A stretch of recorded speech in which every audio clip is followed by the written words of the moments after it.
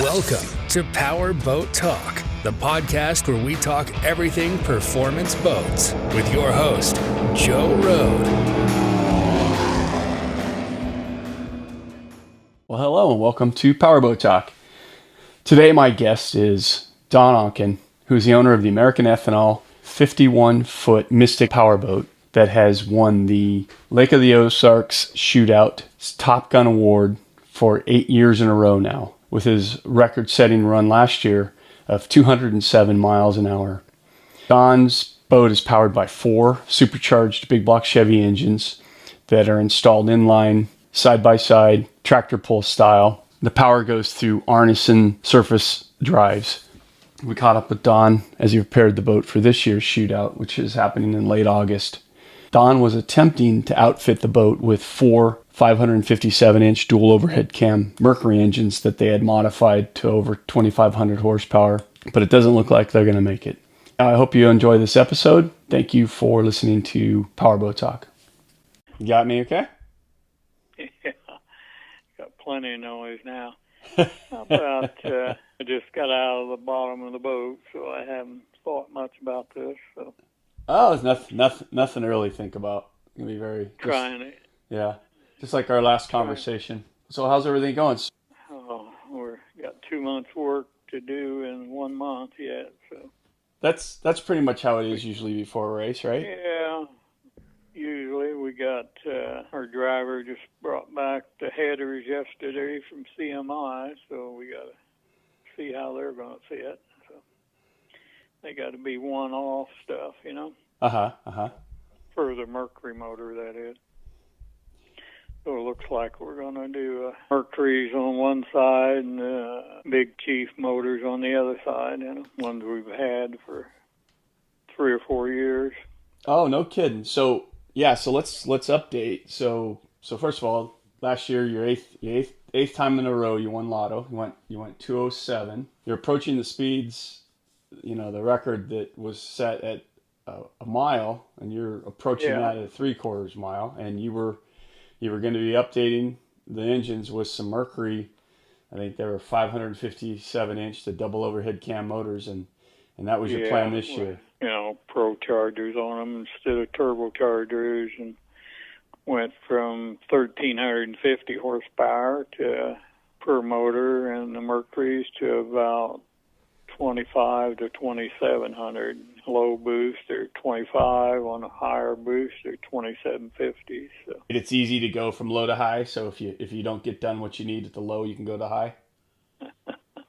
Well, it's nerve-wracking. I don't know how easy it is. So last time I talked to you, I thought you had 3 of the new motors already dynoed, and I know Earl, your engine builder, he was working on the 4th one. So did you have a hiccup? Yeah, we had to redo the blocks, you know.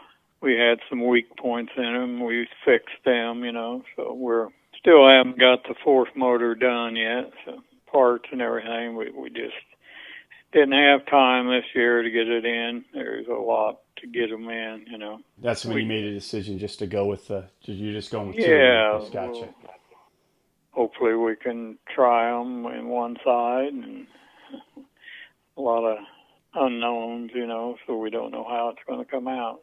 We've run them before with more horsepower on one side than the other. So. Okay, that's what I was going to ask you. So we're talking about your 50-foot Mystic, and you've got 4 engines, and you run them. They're kind of like hooked up like tractor pull engines, so they're in series. Yep. So you're going to run both Mercuries on one side.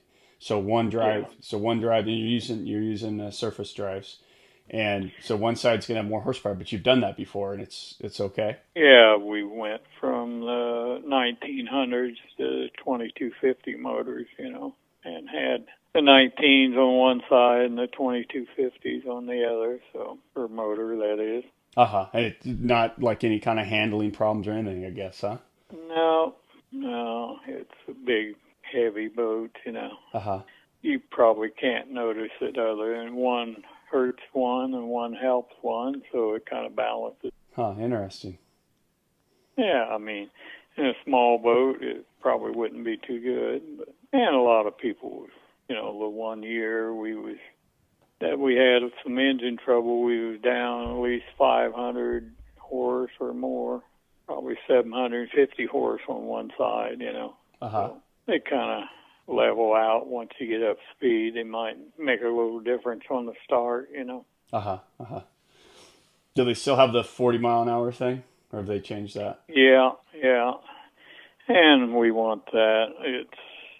They do like Lake Havasu. We'd be running a 230 mile an hour, and that's a little fast. Havasu, what do they let you be up on plane going? Is that what they do, or you get to run? Well, they let them run at the start wide open.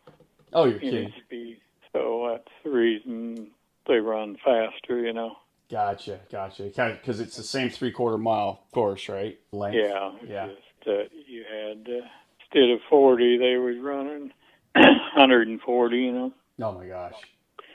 Reason we went to the 3/4 was for safety, and they kind of got away from it, and they got by with it this year. So some of the other places made sure it was, I think Texas made sure it was 40 mile an hour. So.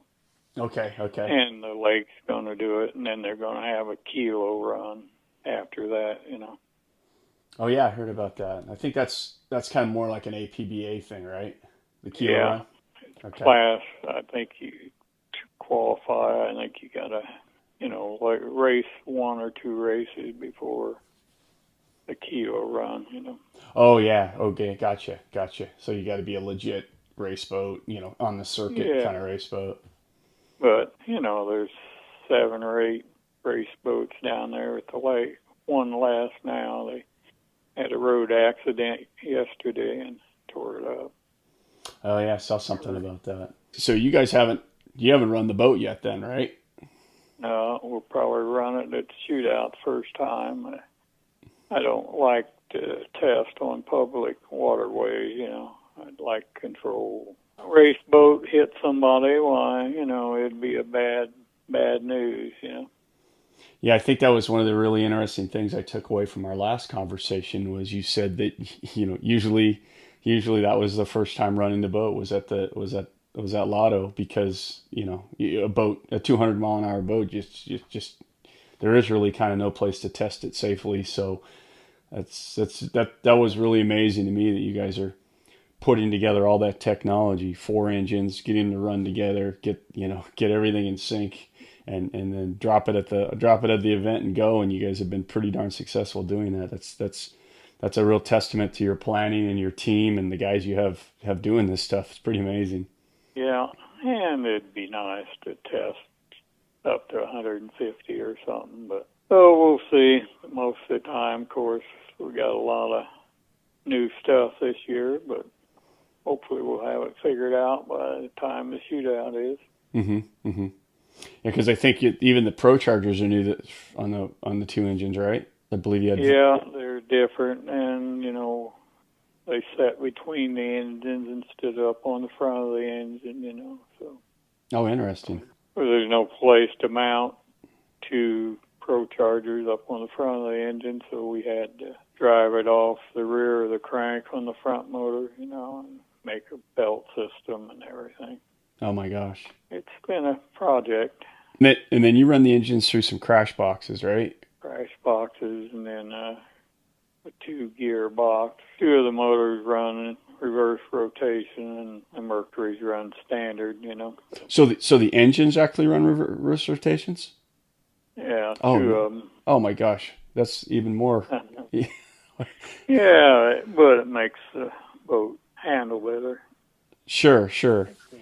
Oh my gosh, I didn't even know about that because, for people that are unfamiliar with, if you're going to, reverse rotation is not uncommon in a lot of direct drive, like bigger boats, trawlers and stuff like that. You want counter-rotating propellers, but the drive systems can't do that. So you turn the engines backwards, but then that's a whole nother, right? Because it's, I don't know, is it different distributors, different starters, like a lot of different stuff. Yeah, well, we got coil, but different cams and rear main seal was the main thing. And we had engines out of Dirty Laundry, and they had reverse rotation in there.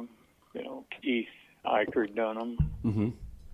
So that was the first version we had in the other boat or the skater, you know. So you got to have a bunch of engines to have any spares, you know. Sure. So you got two that runs backwards and two that runs forward. So. Oh my gosh, I had no idea.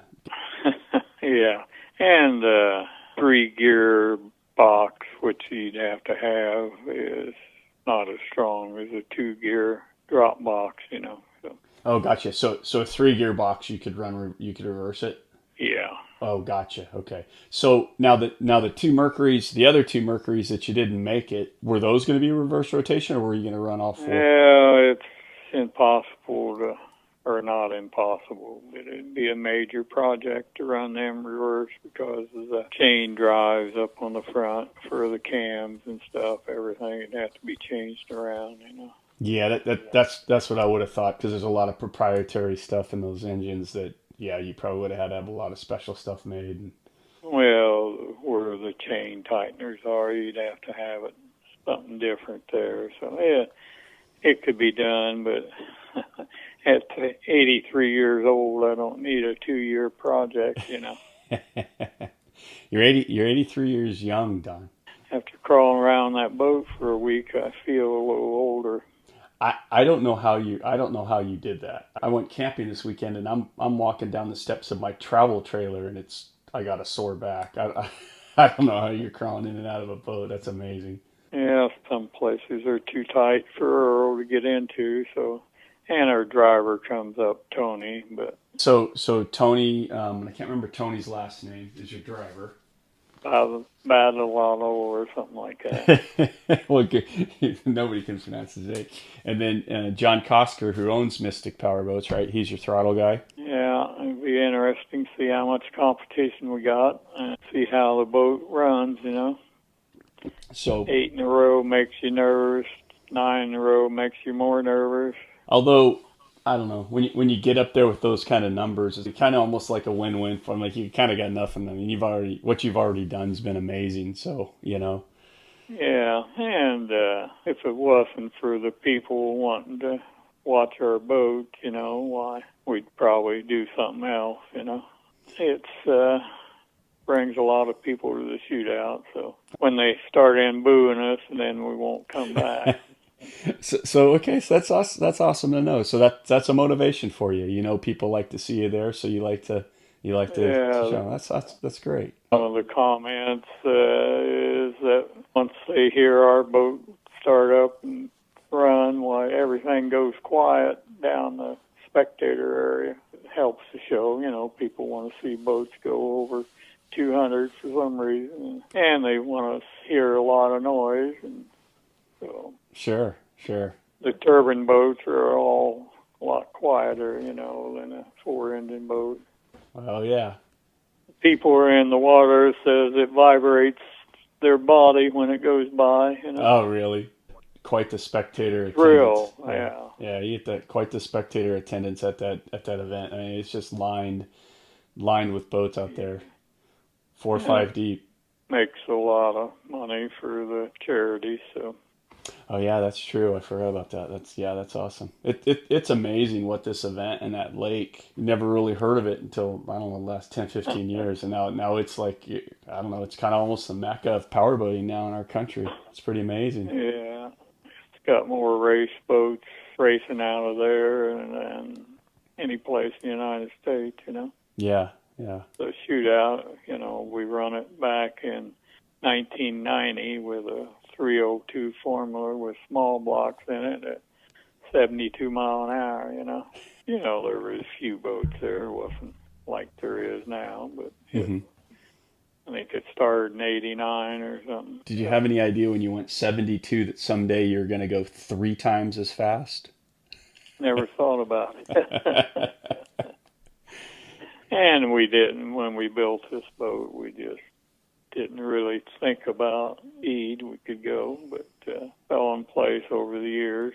First couple of years we had it, we didn't. Barely got it going for the race and didn't perform like it should. I think maybe 190, something like that, maybe. But once they went to 3/4 of a mile, that was a challenge to try to get up to the speed that we run in a mile. Did that kind of reinvigorate you guys a little bit? Yeah, it did. Plus, it made it safer, you know. If we'd been the mile, we'd been in the 230 range, you know. Do you wish you could have seen those speeds, or does that make you just uncomfortable? Okay. No. I don't want to see anybody get hurt, you know. I mean, he'd handle that speed, you know. We run 220-some before. His boats have run, you know, 240-something before. So, yeah, I'd like to do it if I could figure out how to do it with nobody in the boat. Oh, sure. Yeah, sure. We've raced since we was 16 years old, or we don't want anybody to get hurt in one of our things. So speaking of that, so how did you get into all this? Did you grow up boating, or No, we didn't start boating until, well, we had a racing craft maybe back in the 80s, you know, and then we bought the Formula maybe in the late 80s, maybe 86, 7, and we bought the Bertram to go offshore racing, and with that, and I think 91 was the first year with that. But we always raced drag cars, you know, dragsters or sprint cars or something like that since we was 16. Boating, started racing them, like I said, in 91 and enjoyed it. It was kind of a new frontier. Raced that until we crashed in 97, and then we went to shootouts after that. So you crashed the Bertram in an offshore race? Yeah, up in Oshkosh, and spun out and went backwards through the air and went in the water backwards and down and hit the bottom of the lake, and the driver got hurt pretty good, you know. And I got beat around, but nothing broke or anything. Mm-hmm. Sore ribs. I was like you, getting down out of your camper for a month. But the driver, he got about all his ribs broke and punctured lung and broken collarbone. Mm-hmm. So, but we did it right in front of the rescue people, so made a big difference. Yeah. He might have not survived had we not been there. Yeah. So that was kind of it for offshore racing. You're like, yeah, my wife thought that should be it for that. So yeah. We went to shootout. We wanted to be strapped in all boats from then on. You know. Mm-hmm, mm-hmm. Now you said you started with a racing craft. Was it like a GN boat or something, or? Oh, a little flat bottom V drive. You know? And did you actually race it, or just like lake race it? Oh, we drag raced a few races, you know, on the river, and pleasure boat with it. So that was the first boat, and we drag raced after that, or was until, like I said, went boat racing in 91. We thought it'd be fun, and it was till we got wet. And we knew we'd get wet someday. We just been going while we learned a lot. Yeah, you get comfortable with the speed, and then you always have to be careful that you don't get too comfortable. And I think, and yeah, and eventually it'll bite you. You know, there's a lot of people got killed or hurt in the factory boats, they called them back then. You know, they was 80, 90 mile an hour boat, but they could get hurt in them bad. So. Yeah, absolutely. I think too many people don't realize that. You don't have to be going 150 to get it to bite you. And that's the bad part on, you know, open boats. So, I mean, racing's not safe all the time, so most people realize that, and that keeps them from getting too crazy usually. Yeah, but it's, you know, and the technology's pretty amazing nowadays. I mean, you know, that you can buy a turnkey off the shelf boat that goes 150 miles an hour. I mean, it's scary to think about that, putting that in the hands of people, but on the flip side, it's, you know, they're pretty darn safe, you know. Yeah, and they got the center consoles running probably faster than they should now. So yeah, that's true. That'll be the next frontier for people getting hurt in, you know. So when you went from car racing to boat racing, I mean, that was just, what was the allure of that? It's always interesting to know why guys go from cars to boats and back and forth. The boats, yeah, different crowd of people you run with too. So, and the boating community probably is more looks out for each other more than car racing people did, you know. Oh, interesting. You know, it's throughout the United States, there's just a few major boats, you know, so you haven't got a big group, so it's pretty tight-knit, small group of people. And we raced in the Great Lakes Series, which they was American Powerboat, but they was club racing, and they had a real strong club and a lot of boats to race, you know. So we was kind of lucky it was right here and, you know, throughout the Midwest. Now, you're in Illinois now. Is that where you grew up doing this stuff? Yeah, Central Illinois, born. Except for a couple years in the Army, I was in Texas and Louisiana. My clothes went to Vietnam, but I didn't have to go. How long were you in the service? 2 years. Okay. I got drafted back then in 63 to 65, and I was a mechanic in the service. That's hard to believe, too. Oh, so I was going to ask you. Okay. Did your dad do that, or growing up?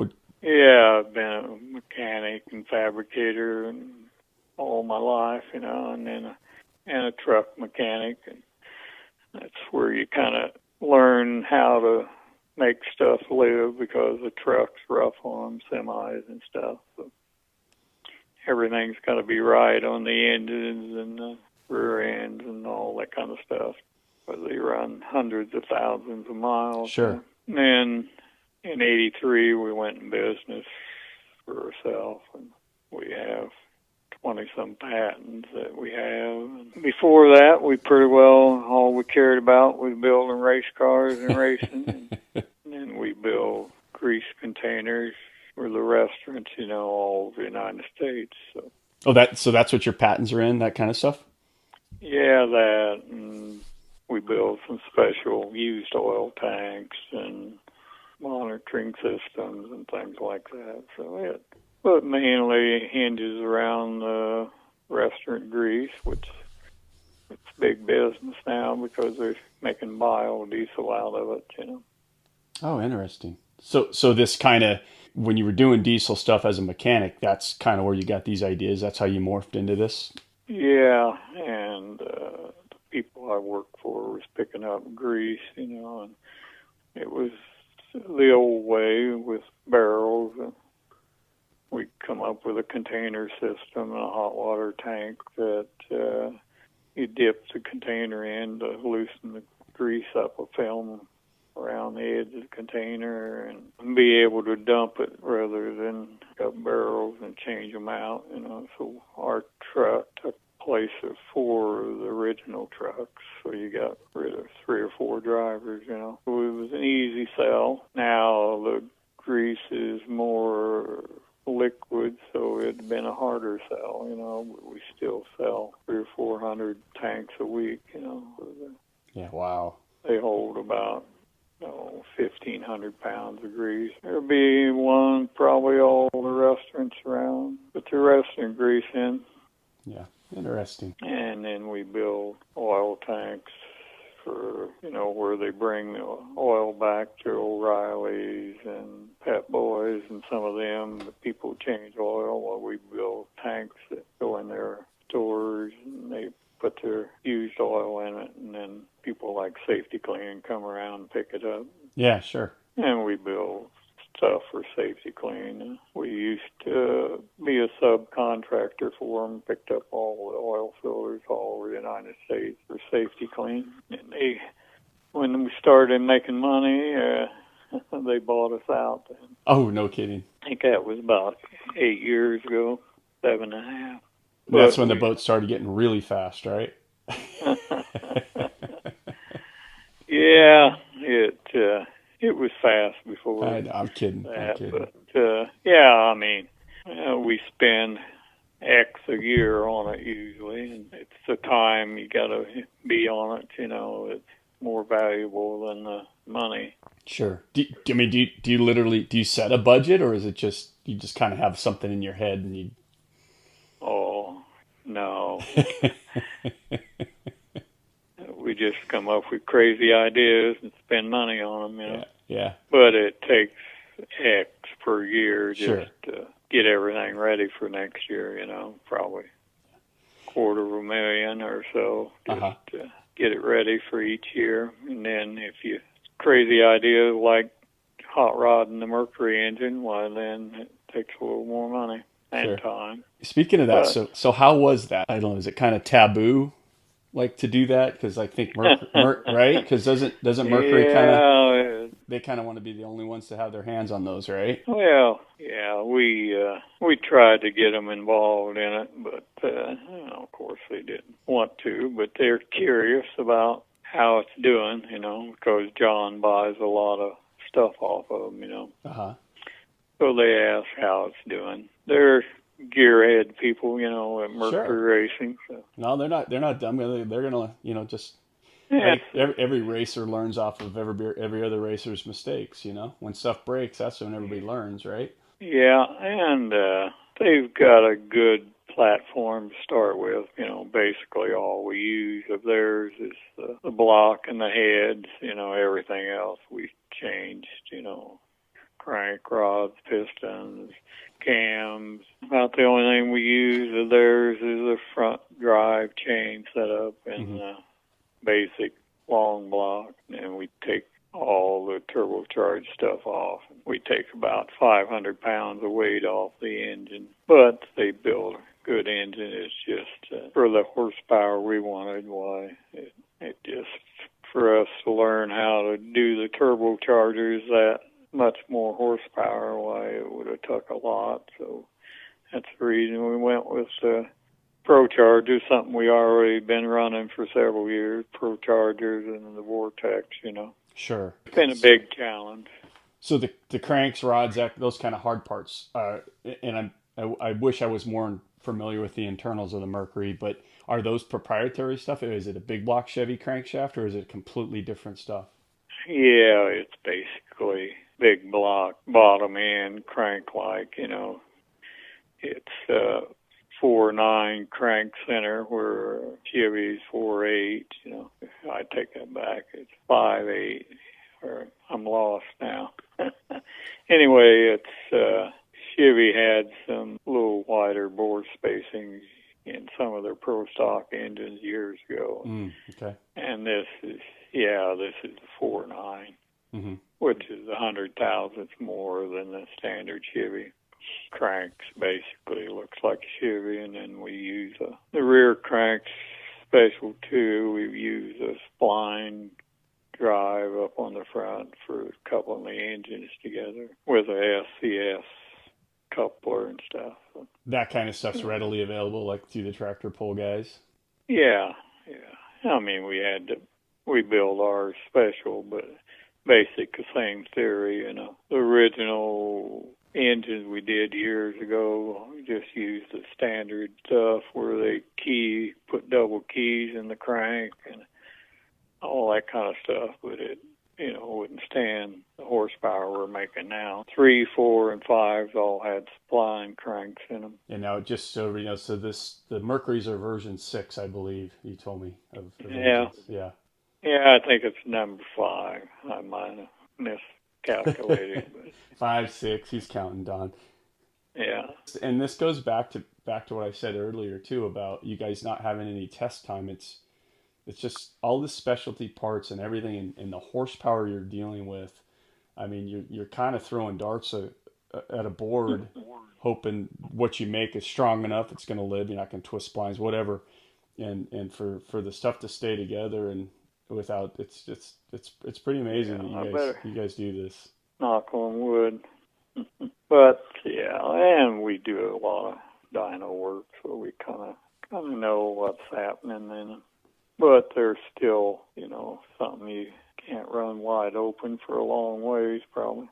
Sure. Speaking of dyno now, so you have your own. You basically have your own engine shop now, right? Right. And I don't know, 15 years ago, maybe we bought out Keith Eichert's operation in Florida. Moved him up here to Illinois and had his equipment and stuff, his knowledge to get it started, and we've grown from there. Oh, I didn't realize Keith Eichert was involved. Yeah, early on he worked for us 10 years probably, and he went kind of semi-retired and went to Florida. He does a few engines now and then, for people. And that's Earl Moorman is your engine builder now, right? Yeah, Earl Moorman, yeah. And he used to race outboard, the little drag outboard V-hulls, whatever they call them. Oh, okay. He had a bunch of records in that classes, so he's familiar with them. Drag racing and building outboard engines, sold a lot of engines to his competitors too, So. Yeah. And then he worked for CRC Racing for several years too. Now, do you do outside work for other people? Or is it all just for you? Oh, we used to when Keith was here.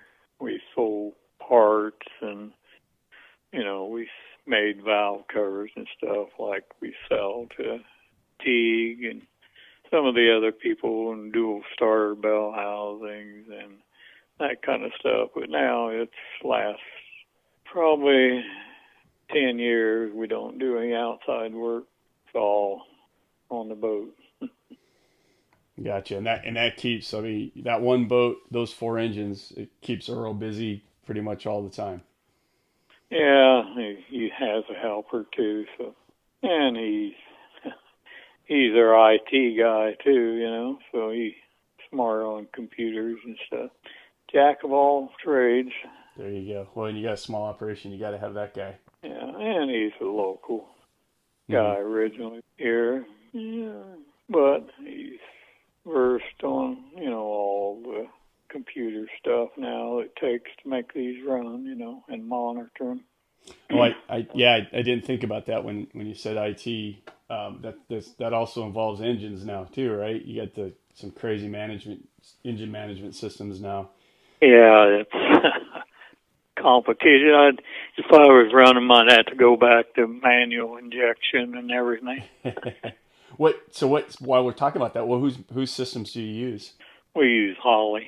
Okay, Holley. It's amazing how Holley just really in the last 10 years has kind of been the part of choice for just about everybody nowadays. It's that Dominator is just such a good system. They had some smart people there. Originally Holley was a big deal, and then they went out of business, and then they come back with the new stuff.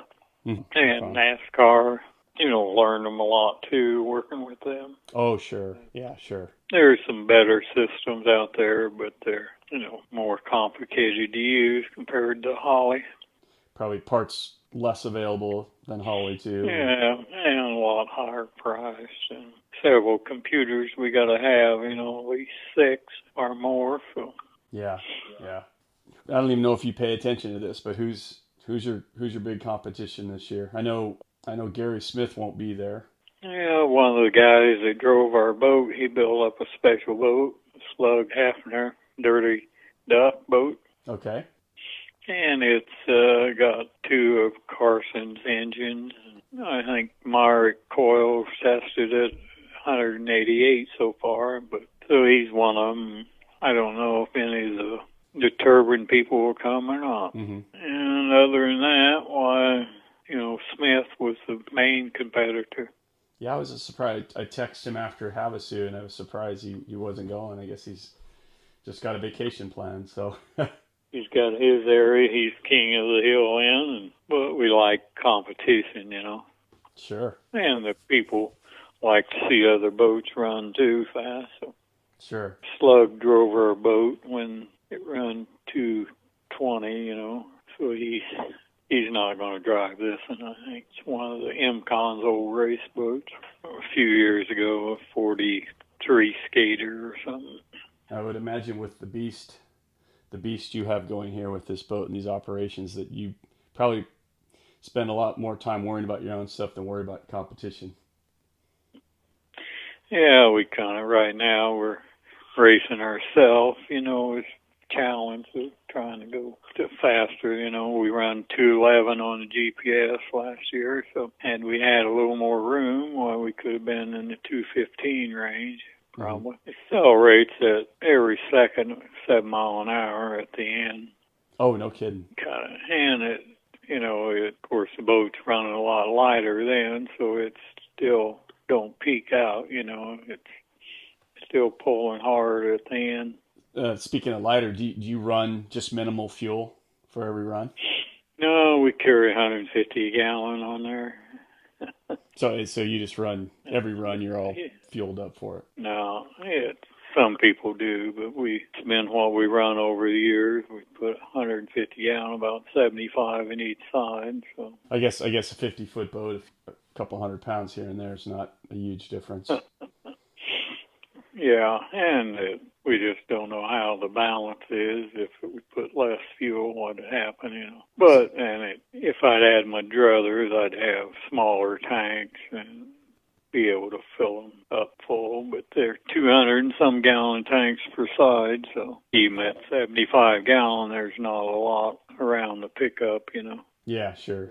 And I imagine with the lack of test time, that's one variable. You know what it is. You're just going to leave that alone and worry about the other stuff for right now, right? Yeah, we got enough to worry about the way it is. So, are you always thinking about the next one? Do you already? Are you always thinking about upgrades for next year? Yeah, we're trying to get the other Mercuries in, and it's a challenge how we're going to do them. So for reversing the prop, so was that the hang up? You just couldn't get that. Yeah, there was too much. Well, we got it figured out, but it's not done. We just didn't want that many unknowns in the boat. Sure. Have both of them on one side, or both of them on both sides, rather. Yeah, sure, I understand. And we still don't know yet, till the 26th or 7th, maybe, of August. So. Oh. And we got to get the tailpipes built first yet too. So that's our next challenge, which I was working on early this morning. Yeah, I can't, for all the custom. It's just got to be 4 engines and no test time. It just boggles my mind how you guys can do it. And we could run faster. I know if we could test more, but it's sure. hard to test, and you need to test towards the winter time, so it wasn't many boats out, wave runners and all that, Right now, the boat or the lake's awful busy, so. Yeah, it has to with the popularity of that lake. I can't imagine how busy it is now.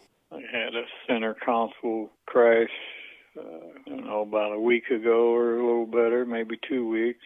8 people. Yeah, that was scary. I saw that. I guess the guy hit a house. It was kind of like on a little peninsula, and that was at night. Of course, he was probably going too fast, and I heard he was drinking. And all above.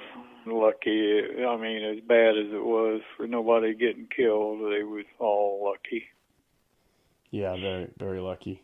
The one guy ended up on the deck, of the house that they tore half the deck off. Oh, no kidding. Wow. And most of the others ended up by the deck, and then the boat went way out in the yard, so. Yeah, the boat was completely upside down at the end, laying in the guy's front yard. It was a bad deal. One of the racers was in the boat, Pratt.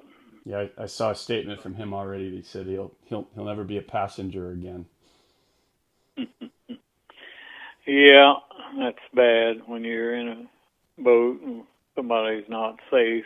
So. Well, hopefully, I don't know how I would imagine the municipalities up there, because of the popularity of the lake, I would imagine they're on top of this kind of stuff. So hopefully that'll make everybody really take it more seriously, and it'll get policed harder, and hopefully it won't happen again. Yeah, the nights when most of them happen. So. And then anybody running fast at night, especially in inland waters like that, you just don't know what comes up on you. That's crazy. Yeah, we got a house down there, and we're only about 4 miles from where it happened, or 3-4 miles. So. So Don, what keeps you motivated? The challenge of going faster. And something new, like this Mercury project. Probably shouldn't have done it, but, we wanted to take a Mercury product that they spent a lot of R&D on and try to make it a little better and a little more power, Mm-hmm. Otherwise, with the old engines, it probably wouldn't have been as challenging for the last couple of years to like to spend time on the dyno, Yeah, you enjoy that part of it. You enjoy getting involved in the engine development. Yeah, we don't run the engine without me being there. So. Oh, okay. We touched a little bit on those Mercury engines initially, but I want to throw in, they're amazing. They're amazing engines. The technology now, I mean, for people that don't know, most offshore race classes use a stock Mercury engine. I think 1100s, some of the classes, some use 1350s, but the motors, they make a ton of horsepower and they live. I can understand why you want to, obviously their technology, they've proven that it's good. And so it's a good platform to start with. I understand why you'd want to do that. Yeah. And we, once we got 23 or 400 horse, when we built them up, and they had a couple weak spots in that we had to fix. After that, they've been pretty good so far, but in a month we'll find out. Now, when you were telling us that Mercury's interested in the progress, when you find weak spots, I mean, did you call them up or did you guys talk about that with them? No? No, we don't tell them. Oh. It's not a knock because, I mean, you're taking them to levels that, they're trying to sell a consumer product. Obviously, it's an elaborate elite consumer product with 1350 engines, but they're not trying to make no bones about it. It's like, we're not going to try to sell a 2000 horsepower engine because there's a point where the reliability, no matter how good you make stuff. So you're dabbling in a range that they've probably never even thought about. So I don't think that's a knock on them. Yeah, and I think they've had some of their engines up pretty good on the dyno. You don't have to worry about warranty. No, for the public, they build a 1550 engine, 1350. That's pretty usually friendly, Yeah, it's amazing. And it's got a lot of stuff on it to make it safe, Everything's got to be right before it'll go full throttle. And when something's not right, it'll go into the safe mode, so that they spent lots and lots of engineering time on it. And then, the outboards are kind of copied after this, 4-cam engine. They look to the future a long ways. Yeah. They've already probably got something new that's going to be brought out a year from now or 2 years from now already testing. Sure. Sure. They did a lot of homework on it. A lot of people tried overhead cams, engines over the years and never did work out. The valve train's a weak point in the big blocks usually, and their valve train's pretty bulletproof with the cams like they are and stuff. Yeah, pretty interesting. Well, it's cool you did that. It's really interesting. Yeah, I mean, probably if it wasn't for that challenge, we would have been getting bored doing the same old. So what do you do for fun? Is this it? Race boat 365 days a year, or do you have any other hobbies? Watching the grandkids play ball. That's a good one. That's a good one. Probably our most enjoyable thing. We got two sets. Some of them are in their 20s and some of them are in their 10 and 11, We got two that's 10 and 11, over the years while we watched the older group. Now we're watching the younger group do stuff. So fun. You get to do it all over again. That's fun. Yeah, the kids was 10 years apart. My sons was. So, yeah, they're my heroes. Oh, that's fantastic. I'm sure you're probably theirs as well. Yeah, they all did a lot of good stuff, They liked sports, and my sons was in sports, so a small town area, Are any of them in the boats? Any of them show any kind of interest in racing? No. One's a golfer and a fisherman and all that kind of stuff, but none of them. My son is, he's run the several years in shootout, had one of the fastest non-supercharged motors in the shootout, or was the fastest. I think around 140, I think, in a 32 skater, so with some of our fuel-injected motors in them. Mm-hmm. He doesn't do it anymore? No. He tested him and Mark Coyle tested our boat when we finally got it running better, you know. They went out and tested one time and run 191. He called his wife and told her that he just run 191. She says, "Good for you. Don't ever do it again." He's got the 2 younger grandkids, so he's got a Mystic 44-foot pleasure boat now. I had a boy that played football through high school, which I enjoyed, and then my younger one started playing football, and this is as the concussion thing was getting more and more prevalent, and he was really good, and he only played 1 year, and he quit. And it's kind of like boat racing. It's like you really like to see them in it, but you're really kind of happy they're not in it, right? You're right. Oh, my older grandson raced quarter midgets for several years and won a lot of races, and then finally realized that, you know, playing basketball with his friends was better, and they ended up winning the state tournament for a small school from middle of the cornfields. Why, you know, it was the first time anybody had ever done it, you know. Oh, fantastic. And he went on to play golf in college, and now he's an attorney for ADM. Oh my gosh! Wow, your kids did good with that one. Holy cow! Yeah, and my younger generation, I don't know what they'll be. I may not see it, you know. Yeah, I don't know. You got a lot in you, man. I don't imagine we'll be. Yeah, I think you'll be around for a long time. And that keeps us going. All this challenge and running a business too, you know. We still involved with it every day. Yeah, you're still pretty involved with it? Every day. Yeah. We'll unlock the office and lock it up at night. So. Wow. Well, so grandkids, a race boat, and running a business. I think you got full days. Yeah. Well, I really appreciate you taking the time. It took us a while to get together, but we did it. And thanks for all the information. It's amazing. I can't wait to share it. Yeah, and we should have done it sooner, but, you know, now we kind of know where we're at on the Mercuries, and we maybe day and night from now until the shootout, but we hope to get the Mercuries running in there. Be a lot of nervous time before the shootout here. Sure. Well, I'm sure it's not the first time it's been that way, right? No, and you know, nobody had ever won over 5 in a row, and that was kind of our one platform we looked at. Now with 8, why nobody's come close to that. So. Sure. Well, we'll see what happens here. Yeah. Well, good luck. And okay. Yeah, it was a pleasure talking with you.